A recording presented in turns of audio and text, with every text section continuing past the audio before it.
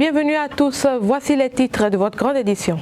Plusieurs étudiants d'établissements privés d'enseignement supérieur du Bénin peuvent désormais se targuer de pouvoir bénéficier d'avantages liés à leur cursus universitaire et pour cause, la mise à disposition pour eux d'une centaine de cartes 6, entendez, cartes d'identification est suivie par l'organisation non gouvernementale Le Social au cœur du développement le week-end dernier. Les détails dans un instant. À travers une opération de mise en sûreté des malades mentaux errant le long des artères et villes de Cotonou lancée par le ministère de la Famille et des Microfinances jeudi dernier, le gouvernement béninois entend mettre les villes béninoises aux normes internationales. Nous y reviendrons plus amplement au cours de cette édition. Et puis, entre autres actualités sportives à développer dans ce journal, nous vous proposerons de suivre les moments forts du match qui a opposé ESAE-FC à la Renaissance sportive de Berkane hier au Maroc et qui s'est soldé par le score de 3-0 en faveur de l'équipe marocaine. Papa. Oui, ma fille. Tu sais, je t'ai dit qu'après mon bac, je veux devenir journaliste reporter d'images, non? Papa, tu penses m'inscrire où? ESAE. ESAE, papa. Waouh! Maman, maintenant que j'ai eu le bac, je veux faire les finances et trésors. Tu comptes m'inscrire où? ESAE, mon fils. ESAE? Oui, maman! Papa, Oui. tu sais qu'après mon bac, je veux être diplomate, non? Et tu comptes m'inscrire dans quelle université? Mais ESAE, naturellement. ESAE? À ESAE, vous êtes bien formé dans les filières comme administration du travail et de la sécurité sociale, administration générale et territoriale, administration des impôts, gestion des marchés publics, planification et développement local, droit et sciences économiques et de gestion. ESAE, c'est aussi sa télé numérique ESAE TV et son journal L'Informateur. ESAE, c'est à Bedjromede, 3e rue après le carrefour 16 ampoules allant à Jericho. Numéro de téléphone 98 98 14 00 96 80 55 11 90 93 65 21. ESAE, l'excellence a un nom.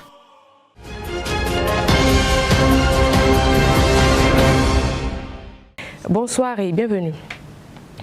L'organisation non gouvernementale Le Social au cœur du développement a procédé le samedi 30 novembre 2019 à la remise de plus d'une centaine de cartes 6, entendez cartes d'identification et suivi à plusieurs étudiants issus d'établissements privés d'enseignement supérieur du Bénin. Un sésame qui permettra aux bénéficiaires d'obtenir des réductions sur leurs contributions dans les écoles partenaires ainsi que de stages payants dans des structures étatiques ainsi que d'autres avantages liés à l'édification d'une vie professionnelle brillante et exemplaire. ESAE TV y était et voici le compte rendu signé Abdelkader Achiro. Plus d'une centaine de cartes 6, entendez, cartes d'identification et suivi à plusieurs étudiants issus d'établissements privés d'enseignement supérieur du Bénin. Un sésame qui permettra aux bénéficiaires d'obtenir des réductions pour leurs contributions dans les écoles partenaires, d'effectuer des stages payants dans des structures étatiques, ainsi que d'autres avantages liés à l'édification d'une vie professionnelle radieuse et exemplaire. L'ONG a mis un système en place pour vous former afin que vous soyez un tout-terrain, un 4x4, pour ne pas dire un catalyseur. Pourquoi? Le gouvernement d'un pays ne peut jamais vous trouver à vous tous un métier. Le gouvernement ne peut pas embaucher tout le monde. Le gouvernement va faire ce que lui peut faire. Il ne va jamais faire assez comme vous le voulez. Parce que même si vous-même vous arrivez à la place du gouvernement, vous allez faire ce que vous pouvez faire. Avant la remise de ces précieux sésames, ces étudiants de niveau licence et master ont eu droit à plusieurs séances d'échange très instructifs et ce avec plusieurs experts. À cet effet, Wilfried Gbameton, représentant du cabinet d'audit comptable Secofi Bénessarl, a eu pour thème « Comment auditer une entreprise ? Les stratégies et astuces ». Jean-Hugues Rouinsou, directeur de la Vedette Groupe Communication, s'est entretenu avec les futures élites sur le thème « Comment réussir sa communication digitale ?» avec Fidèle Delidji, professeur en sciences économiques et sociales, auteur de l'ouvrage Graal, coach en développement personnel, il était question de comment réussir sa vie entrepreneuriale et professionnelle. Herman Kakeye, professeur en comptabilité-gestion, a eu pour sujet d'échange les comportements d'un bon gestionnaire. Avant tout ceci, La communication inaugurale a été assurée par Vigile Hunkwevi, président de l'organe consultatif de la jeunesse OCJ du 1er arrondissement de Cotonou. Si vous voulez entreprendre en tant qu'étudiant, là où vous êtes actuellement, regardez devant vous. Maman a fait quoi pour vous financer les études? Papa a fait quoi pour vous financer les études? De ce qu'ils ont fait là, c'est déjà un capital qui est déjà là. Maman qui vend la bouillie, pour vendre la bouillie, vous irez au marché payer les bols encore. C'est un capital de départ. Pourquoi nous ne pouvons pas tirer de notre famille notre richesse? CVMP, c'est confiance en soi, parce que c'est un élément important. V, la volonté de pouvoir faire quelque chose, de pouvoir continuer même quand ça ne va pas. M, c'est la maîtrise de soi. Si vous ne vous maîtrisez pas, un PDG qui est dans son entreprise où à un moment donné, tout commence à s'écrouler, s'il n'a pas la maîtrise de soi, il ne pourra pas tenir contre l'entreprise. Il risque même de fermer l'entreprise. Mais grâce à la maîtrise de soi, il arrive à identifier les problèmes et donc il peut quand même solutionner avec le temps. Nous nous promenons avec des puces intelligentes dans la cervelle qui sait. Alors le numérique est une science qui n'a pas encore livré toutes ses potentialités. Nous sommes juste au 10e actuellement des potentialités que le numérique s'apprête à nous révéler. Satisfactions et encouragements sont les sentiments qui ont eu à animer, invités, parents d'étudiants, partenaires et soutiens. C'est un jeune qui a ce cœur, cette ambition. Nous, en tant que frères, on ne fera que de l'accompagner, de l'assister par nos petits moyens. Et nous interpellons aussi nos autorités à divers niveaux et de l'accompagner aussi parce que vraiment, il fait un grand boulot. Il y a quelques hôpitaux avec lesquels nous avons noué de partenariat et dès que vous allez sentir de malaise, avec cette carte, vous aurez des opportunités de réduction sur vos soins dans ces hôpitaux. De chaleureux remerciements ont été adressés aux différentes universités partenaires de l'ONG SCD pour la bonne et franche collaboration. Le président de l'ONG a tenu aussi à remercier Judith Darhui, directrice générale adjointe du service de volontariat du Bénin, pour son grand soutien aux actions de l'ONG SCD au profit de la jeunesse et des ménages en situation difficile. SCD est une organisation non gouvernementale qui contribue à la réduction de la pauvreté et du chômage. Elle aide les jeunes dans leurs différentes formations afin de leur faciliter l'insertion professionnelle. Restons dans le cadre de la remise de cartes d'identification et de suivi pour suivre à présent quelques impressions à l'issue de la cérémonie. J'ai été invité à prendre part à cette remise de cartes aux étudiants par l'ONG. Je suis très honoré, je suis très content pour l'idée du président à soutenir les étudiants qui n'ont pas les moyens à continuer les études. Le social, ce n'est pas donné à tout le monde. Mais c'est un jeune qui a ce cœur, cette ambition. Nous, en tant que frères, on ne fera que de l'accompagner, de l'assister par nos petits moyens.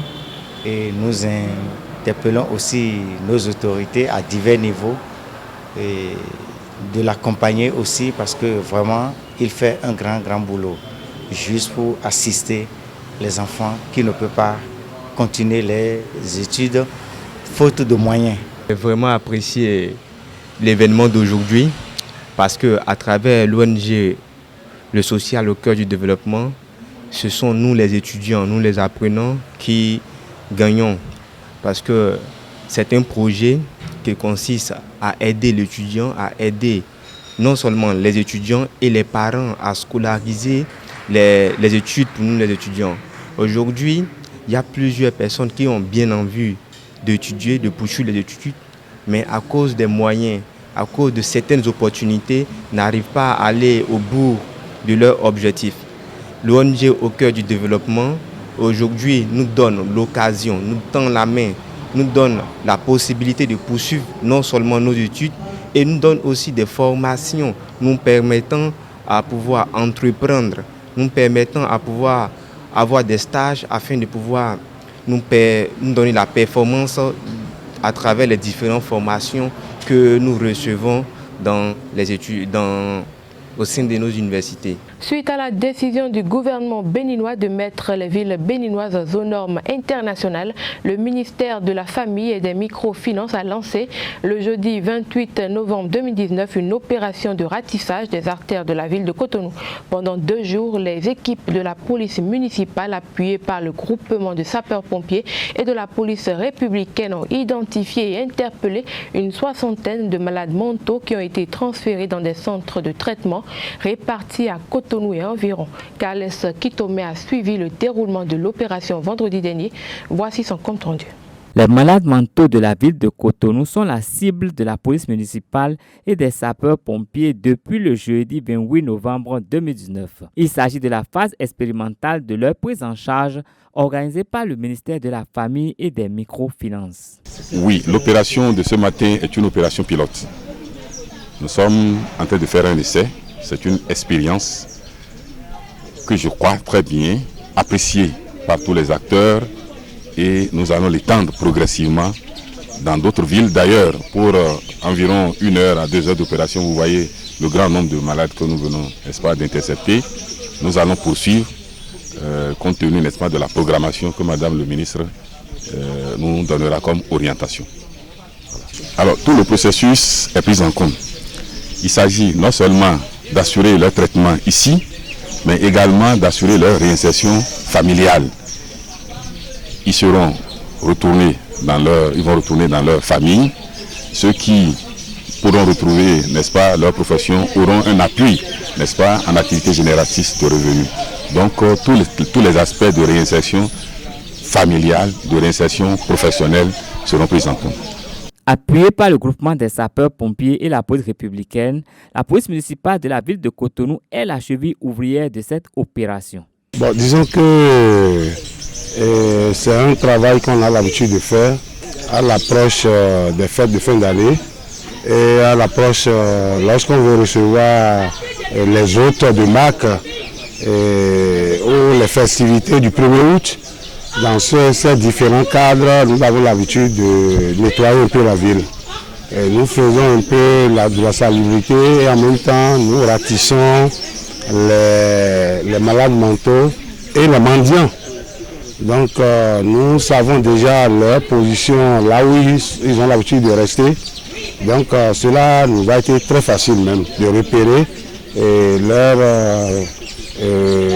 là où ils ont l'habitude de rester. Donc ça a aidé à l'opération de ce matin. À l'instar des grandes villes, Cotonou s'engage à assainir ses artères et à s'occuper des malades mentaux qui la sillonnent. Une opération qui va se poursuivre dans le temps pour s'étendre à d'autres villes béninoises. À Cotonou, capitale économique du Bénin, les points de vente de motos, véhicules motorisés sans carrosserie, à 2 roues le plus souvent monotrace, pouvant être équipés d'un sidecar, connaissent une expansion. À cet effet, il existe une multitude de marques de motos en vente dans cette grande ville du Bénin. Une équipe de notre rédaction a fait le tour de quelques points de vente de motos pour en savoir davantage sur ce secteur. Suivez plutôt. Utilisée au quotidien pour des courses, sorties et autres services, la motocyclette, plus couramment désignée par son abréviation moto, est un véhicule motorisé sans carrosserie à 2 roues, le plus souvent monotrace, pouvant être équipé d'un sidecar. Dans les coins et recoins de la ville de Cotonou se trouvent des points de vente de ces motos.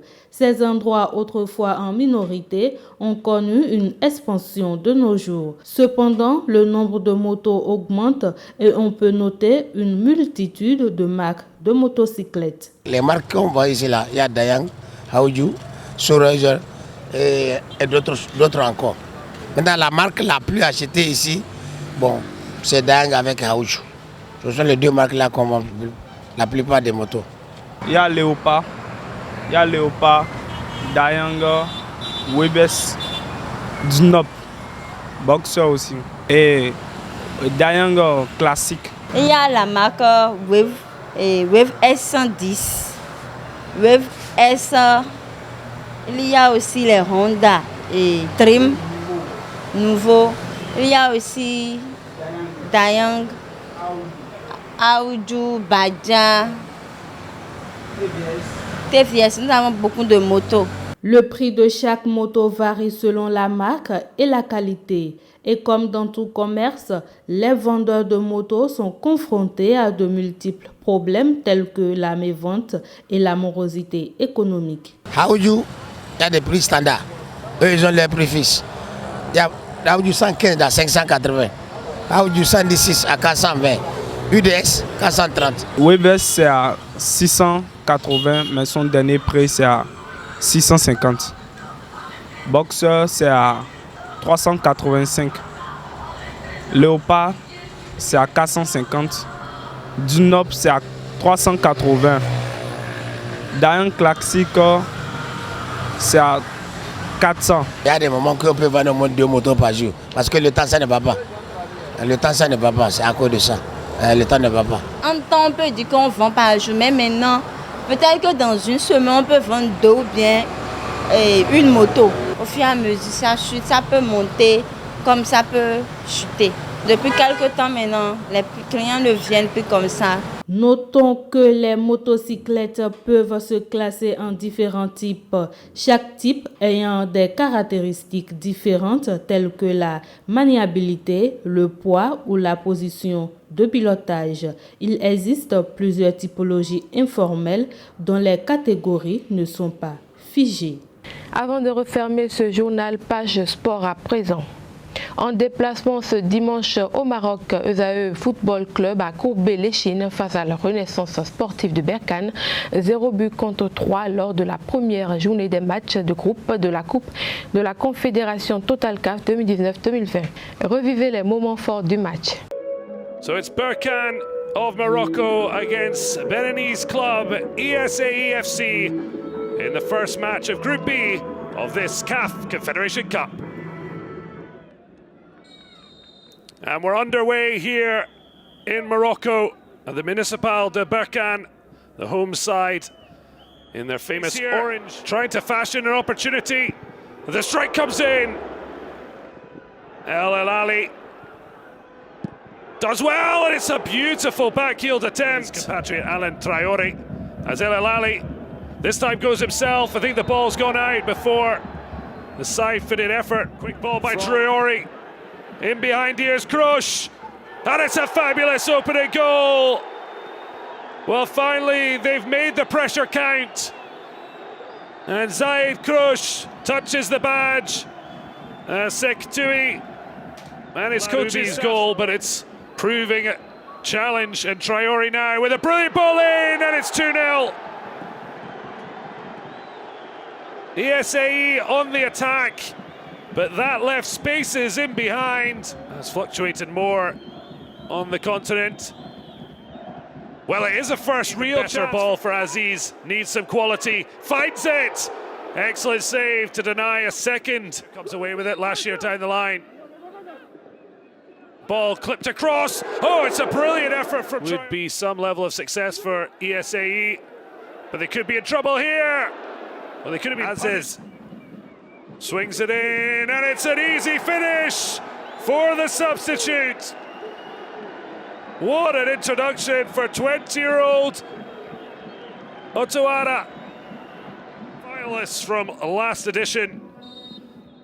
And Berkane are worthy winners by 3 goals to 0. Dans l'autre match du groupe C, le Daring Motema Pembe de la RD Congo a accroché à domicile par Zanaco FC de la Zambie, 1 but partout. Les Congolais seront les hôtes des universités le dimanche prochain au stade Charles de Gaulle de Porto-Novo. Les poulains de Richard Biot défaits en compétition africaine peuvent tout de même garder le sourire. Sans jouer, ESAE Football conserve son fauteuil de leader de la Vitalor Ligue 1 du Bénin à l'issue de la 7e journée. Ses poursuivants n'ont su profiter pour revenir à sa hauteur. Dans une opposition directe, Buffle FC et Ayema FC se sont neutralisés sur le score d'1 but partout au stade municipal de Parakou. En déplacement dans le septentrion, Aspac et JAC se sont inclinés respectivement face à Dynamo Dynamo de Parakou 1-2 et Panther FC de Djougou 0-2. Au classement, ESAE dispose d'une unité de plus que Asvo, son nouveau dauphin qui compte désormais 12 points grâce à sa belle opération à Candy. Les protégés du président Marcelin Bokovet sont allés battre Béké FC 2-0. Parmi les autres résultats, Dragon FC de Louémé a battu l'AS Tonnerre 2-0. Royal Sport de Parakou a gagné la jeunesse sportive de Poubet, JSP 1-0. En Ligue 2, Dynamo d'Abomey s'est également maintenu à la tête du classement à l'issue de la 7e journée. Les joueurs de la cité historique d'Abomey se sont disposés des poulains du ministre Oswald Omeki, 4-1. Espoir de Savalois renoué avec le succès en dominant Avrancourt Omnisport, 4-2. Tanekas FC de Djougou a arrêté la belle série d'Adidjaf FC des forces armées béninoises en assurant l'essentiel, 1-0. Ce sera tout pour la grande édition de ce soir. Merci de nous avoir suivis. À bientôt.